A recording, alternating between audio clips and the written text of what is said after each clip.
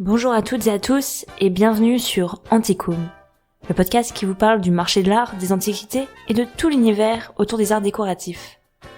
Mon nom est Marion Girard et dans ce nouvel épisode, je vais vous parler du mouvement Art déco.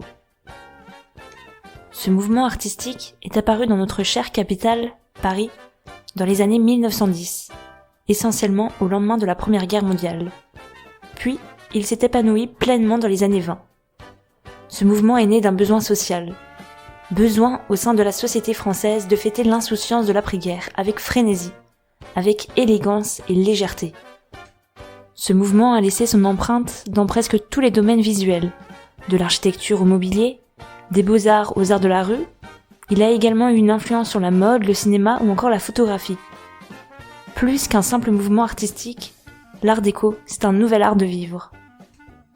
Vous écoutez Antiquum, et avec ce podcast, vous allez vous plonger temporairement dans ces années folles.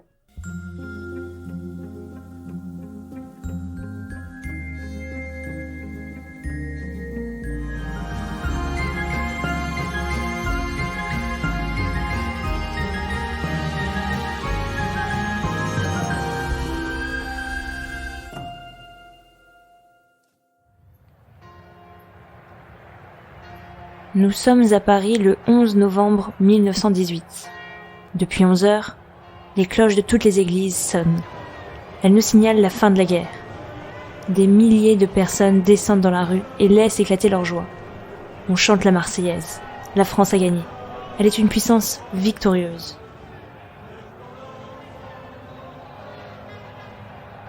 Oui, mais à quel prix ? Après la guerre, la situation de la France est catastrophique dans de nombreux domaines. Les pertes humaines sont lourdes. 1/10 de la population a été éliminée, tandis que près de 3 millions de blessés reviennent à la vie civile. Ce sont les gueules cassées.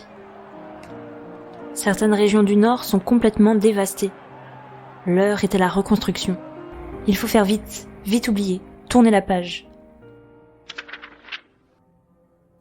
La France demande aux architectes de faire preuve d'originalité. Oui, mais comment ? Le néoclassicisme semble dépassé, l'art nouveau complètement de mauvais goût avec ses courbes et contre-courbes.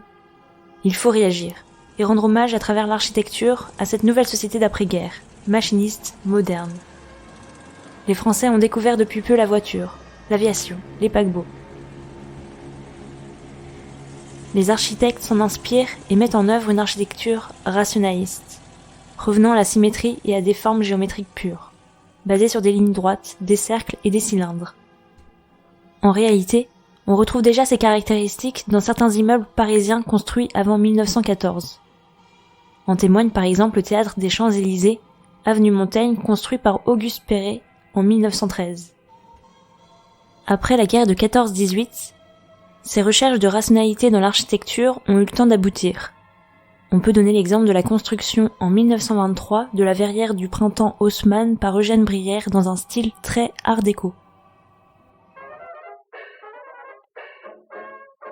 Et ce style art déco, la France le glorifie en 1925, lors de l'exposition internationale des arts décoratifs et industriels modernes, d'où l'expression art déco pour qualifier ce style, et qui se tient justement à Paris.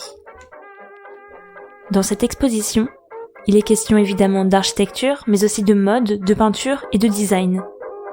Un designer y fait particulièrement sensation. Il s'agit d'Émile Jacques Ruhlmann. Avec son équipe constituée d'artistes et artisans, il y expose une demeure d'un collectionneur imaginaire, d'un riche amateur des années 20. Cette demeure présente plusieurs pièces totalement aménagées. Un grand salon, une salle à manger ou encore une chambre à coucher. On retrouve dans chacune de ces pièces des meubles aux lignes épurées et fabriqués dans des matériaux nobles, tels que de l'ébène de Macassar ou encore du galucha. Le but de Ruhlmann avec ce pavillon est clairement affiché, séduire une clientèle fortunée avide de luxe. Ce pavillon incarne l'esprit même du style art déco. Car oui, le mouvement art déco, c'est avant tout un esprit, un nouvel art de vivre à la française qui est célébré, montré aux yeux du monde à l'occasion de cette exposition internationale à Paris. On célèbre une France progressiste et laïque, qui n'a pas peur de s'exprimer haut et fort, de profiter des plaisirs de la vie, avide de liberté. Cette France qui va de plus en plus au cinéma pour rêver, s'échapper. Dans les clubs de jazz pour danser le Charleston et faire des rencontres. Oui, cette musique si endiablée. Et ces femmes aux cheveux courts qui se déhanchent, pleines d'assurance. Leurs tenues ont changé. Sous l'influence des grands couturiers, Paul Poiret et Gabrielle Chanel, elles adoptent une silhouette longiligne, même androgyne. Libérées du corset, les femmes portent des robes raccourcies avec une taille très basse. Le mot d'ordre, porter des vêtements confortables et surtout pratiques. Car la femme moderne, la parisienne des années 20, est une femme active. Elle joue à cette époque un grand rôle. On la retrouve dans tous les métiers réservés autrefois aux hommes, dans l'industrie ou encore en politique. D'ailleurs, elle milite pour le droit de vote. Mais il n'y a pas que les femmes qui cherchent à se libérer du poids de la société, des qu'en dira-t-on. En effet, à Montmartre se concentre le Paris gay des années 20. Cafés, bars, restaurants, cabarets sont des lieux où des couples homosexuels se forment sans avoir à se cacher. Il ne manquerait sous aucun prétexte le bal du Magic City. Bal qui a lieu une fois par an à la mi-carême dans un parc d'attractions pour adultes, situé rue Cognac-Jay, où des hommes se travestissent en femmes. Leurs déguisements préservent leur anonymat. Ces jours de fête, d'insouciance sont immortalisés par Brassailles, le photographe du Paris interlope de la nuit. Mais ces jours restent en réalité rares, car hormis ces quelques lieux d'avant-garde à Montmartre, Paris, et plus largement la France n'est pas si ouverte que ça.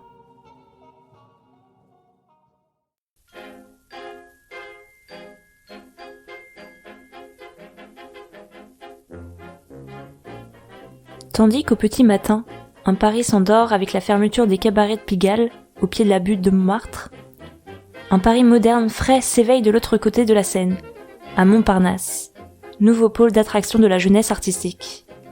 Les patrons des cafés commencent à installer leurs chaises en terrasse, sur le bord du trottoir. Vite, il faut trouver une place. La foule afflue.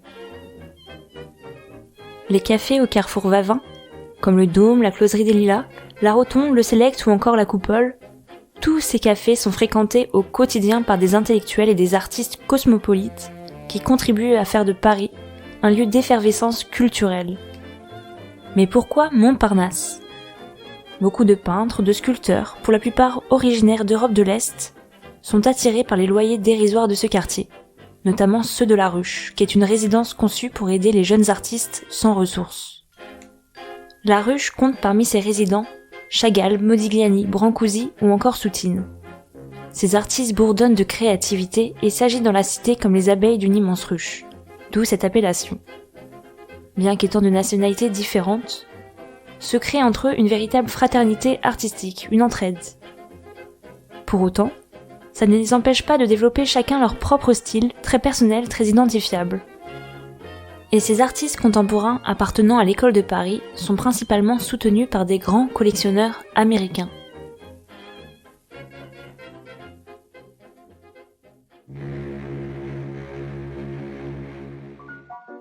Ces Américains sont venus s'installer à Paris après la Grande Guerre pour fuir l'étouffante Amérique, devenue puritaine. Aux États-Unis, depuis peu, la vente de l'alcool est interdite. C'est le début de la prohibition. Ces Américains, expatriés, sont jeunes et ont aussi soif de liberté, de musique, de danse que les Français. D'autant qu'avec la Grande Guerre, le franc a été dévalué. Pour un Américain lambda des années 20, vivre à Paris ne coûte absolument rien. Une fois arrivés en France, certains s'amusent à jouer les mécènes et les collectionneurs. Ils se retrouvent au 27 rue de Fleurus. Il s'agit de l'appartement de la collectionneuse américaine Gertrude Stein. Son appartement est un lieu de rencontre pour l'avant-garde. Le tout Paris artistique s'y presse, tout comme les étrangers de passage et surtout les Américains.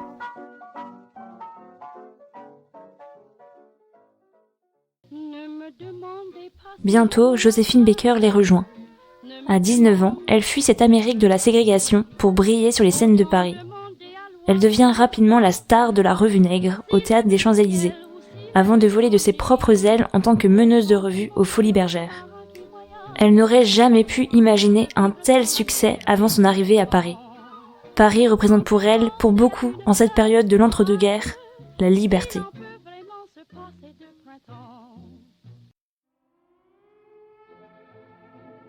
Malheureusement, Cette ambiance de fête continuelle dans les quartiers de Montmartre et de Montparnasse touche bientôt à sa fin. Le krach boursier de 29 signe progressivement la fin de cette époque d'insouciance en entraînant Paris, la France et le reste du monde dans une crise sans précédent.